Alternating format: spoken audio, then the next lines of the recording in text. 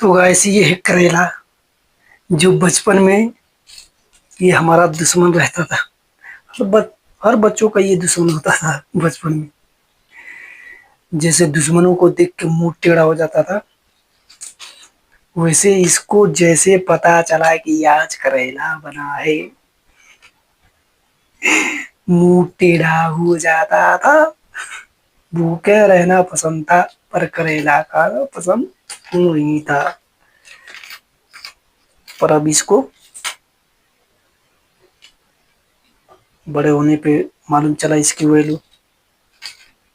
अब इसको शौक से बनाते हैं और खाने में भी मजा आता है।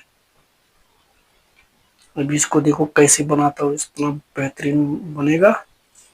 वो भी करेला। करेला बन गया।